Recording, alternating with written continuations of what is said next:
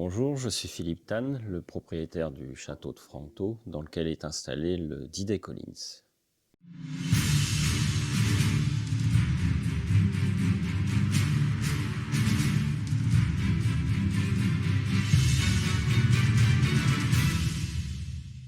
Je vais vous présenter nos trois généraux, Eisenhower, Bradley et Collins. Alors, nous avons, pour qu'ils soient vraiment vivants, nous avons refait faire les visages en 3D par une société normande. Et après, un artiste nous a repeint les visages et resculpté pour qu'ils soient vraiment authentiques. Nous avons réhabillé les trois mannequins exactement comme ils étaient le jour où ils sont venus, le 2 juillet 1944, avec Bradley avec ses bottes en plastique. Voilà.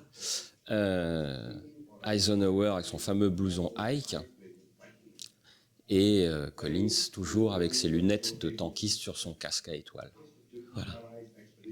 Les mannequins ont été peints par Mannequin Custom et Custom Mannequin, deux peintres artistes de renommée.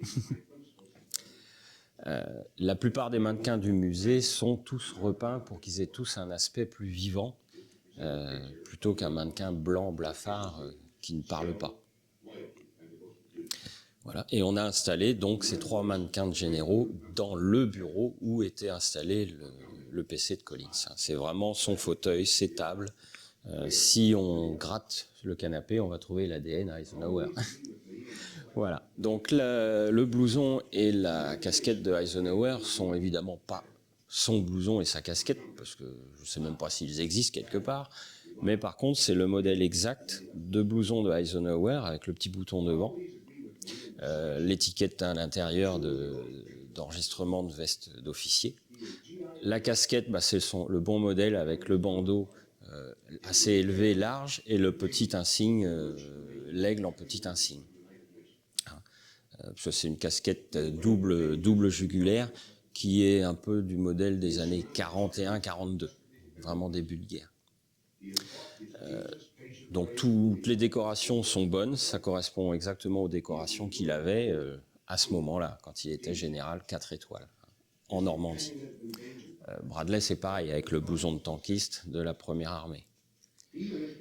Et Collins, lui, il est habillé toujours en blouson M41, avec le patch, toujours des patchs, le fameux casque avec le liner en carton, qu'il a gardé jusqu'à la fin de la guerre, puisqu'on le voit toujours, on le voit en Allemagne, il a encore le casque avec liner carton, la jugulaire toujours à l'intérieur, et les fameuses lunettes de tankiste sur le dessus.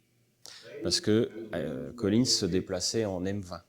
Il n'était pas en Jeep ni en Dodge, il se déplaçait en M20.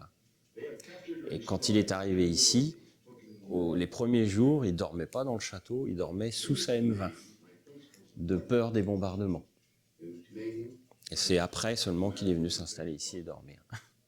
Voilà pour la petite anecdote.